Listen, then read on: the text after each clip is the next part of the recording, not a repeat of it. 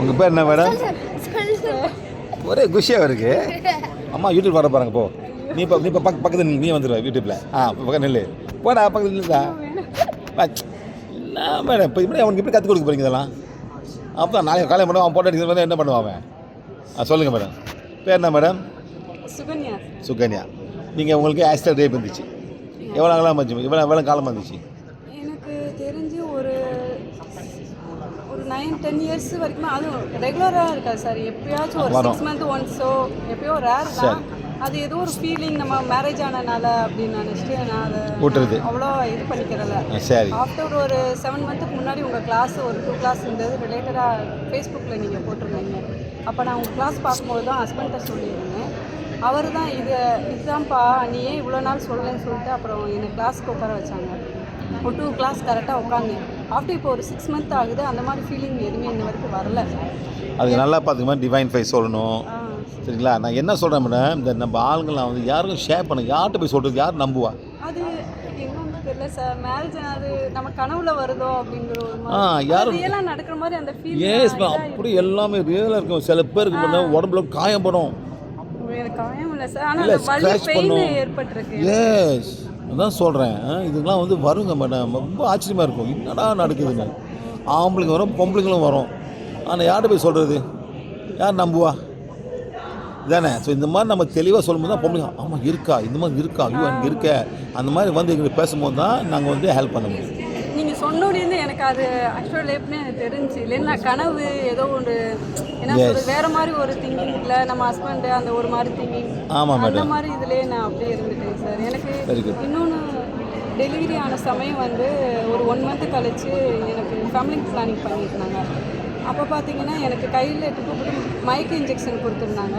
நான் ரொம்ப நேரம் முடிக்கவே இல்லை. ஆனால் அப்போ எனக்கு தெரியல, நான் ஏதோ ஒரு வேர்ல்டுக்கு போனது எனக்கு நல்லா உணர்ந்தேன். ஆனால் வீட்டில் சொன்னாங்க நீ எதிர்க்கவே இல்லை இடையில அப்படின்றாங்க. நீ ரொம்ப நேரமாக மயக்கத்திலே தான் இருக்கா. மார்னிங் ஒரு 12 o'clock நினச்சி நைட் 12. ஆனால் உங்களுக்கு எல்லாம் ஃபீல் பண்ணோம் இங்கே போயிட்டு வர மாதிரி ஃபீல். உங்கள் உடம்பே நீங்கள் பார்க்கலாம். என் உடம்பை நான் பார்க்கல, ஃபுல்லாக ஒயிட்டாக தான் பார்த்தேன். நம்ம எங்கே வந்திருக்கோம், நான் யாருன்னு எனக்கு தெரியல. அந்த இடத்துல நான் யார் எங்கே வந்திருக்கேன் ரொம்ப நேரம் தேடிக்கிட்டே இருந்தேன். பசங்க இவன் வந்து என் பக்கத்தில் வந்து அம்மா ஏன் இவ்வளோ நேரம் எந்திரிக்கிறேன் டச் பண்ணோன்னே எனக்கு அந்த ஃபீல் வந்து யார் இந்த பையன் நம்மளை வந்து டச் பண்ணான்னு டக்குன்னு நான் அப்போ தான் சார் முடிச்சேன். அது வரைக்கும் நான் வாமிட் பண்ணியிருக்கேன். எனக்கு எதுவுமே இல்லை. அம்மா சொல்லிட்டே இருக்காங்க நீ எந்திரிக்கவே இல்லை இடையில. ஏங்க போனீங்க? எனக்கு ஃபேமிலி பிளானிங் பண்ணாங்க. ஃபேமிலி பிளானிங் அப்போ வந்து அனஸ்தீசியா போட்டுருக்காங்க. ஆமாம் சார்.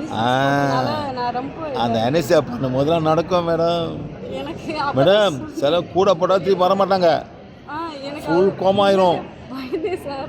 முழிச்சதுக்கு அப்புறம் நான் இவன் வந்து எழுப்புனதுக்கு அப்புறம் தான் இவங்க வாய்ஸு அப்பா அம்மா வாய்ஸ் கேட்டுருந்தா நான் சடனாக எந்திரிச்சேன். எந்திரிச்சிட்டு என்னடா நம்ம அப்போ எங்கே போயிருந்தோம், நம்ம யாருன்னு தெரியாமல் எப்படி இருந்தோம். அந்த அனஸ்தீசியா பண்ணும்போது மேடம் நடக்கும். எனர்ஜி போடணும். அந்த எனர்ஜி பாடி அக்செப்ட் ஆச்சு. அப்படியே பாடி போகும்போது எனக்கு எல்லாம் பார்க்கலாம் ஃபீல் பண்ணும். இங்கேயோ போய்ட்டு ஒன்று நான் நிறைய ஒயிட்டாக பார்த்தேன் சார். யாருன்னு எனக்கு தெரியலாங்க. ஆனால் நான் யாருன்னு எனக்கு தெரியலை. என்ன யாருன்னு எனக்கு சுத்தமாக தெரியல. நான் யார் என்னன்னு ரொம்ப நேரமாக நான் தேடினேன் என்னையவே. என் பசங்க சவுண்டு கேட்டு அப்புறம் கொஞ்சம் கொஞ்சமாக யார் இந்த பசங்க யாரோட சவுண்டு கேட்குது அப்புறம் ரியலைஸ் பண்ணி நம்ம ஹாஸ்பிட்டல் வந்தோன்னு என்னோட ஆப்ரேஷன் பண்ண நேரத்தில் என்ன மருந்து நான் கையை வச்சு அமுக்கிட்டேன். அம்மா என்ன அப்படியே வேகமாக என் கையை பிடிச்சி இழுக்கும்போது தான் நான் டக்குன்னு முடித்தேன். அவ்வளோ நேரமாக ஒரு 12 hours வரைக்குமே நான் முடிக்கவே இல்லை. எல்லாருமே சொன்னாங்க மற்றவங்க கூட பண்ணவங்கெல்லாம் வேகமாக எந்திரிச்சு போயிட்டாங்கப்பா, நீ மட்டும்தான் இவ்வளோ நேரம் தூங்கிட்டு இருக்க. கொஞ்சம் கூட கொடுத்துருவாங்க மேடம். சரி இட்ஸ் ஓகே. நீங்கள் உங்கள் கிளாஸ் வந்ததுனால எனக்கு அது ஃபீல் தெரியுது சார். இப்போ உங்கள் கிளாஸ் வரலைன்னா எனக்கு இதெல்லாம் தெரிஞ்சிருக்காது. ரொம்ப பேர் தெரியாமல் இருக்காங்க மேடம். அந்த மாதிரி நீங்கள் வந்து மித்தவங்களை ஹெல்ப் பண்ணணும். இந்த மாதிரி இந்த சொல்லுங்கள் நாங்கள் ஹெல்ப் பண்ணுவோன்னு சொல்லணும். எல்லாத்தையும் தெரிய வைக்கணும். Okay madam. சரியா? Thank you very much. Thank you sir. இல்லை சார் அதுலாம் ஒரு 2 இயர்ஸாக தான் பெயின் எனக்கு. சரி. பெயின் இல்லை. ஆமாம். எப்பயாவது சம்டைம் ரொம்ப பெயின் வரும். அதாவது எந்திரிச்சுன்னா நடக்கவே முடியாது. மயக்கம் வர அளவுக்குலாம் நான் படுத்துருந்துருக்கேன். உங்கள் கிளாஸ் வந்து நான் ஆஃப்டர் அட்டன் பண்ணி கொஞ்சம் இந்த பிங்க் கலர் ஸ்டிக்கு வாங்கினதுக்கு ஆஃப்டர் தான் இப்போ கொஞ்ச நாளாக எனக்கு ஒரு லாஸ்ட்டு 6 மந்த் இல்லை.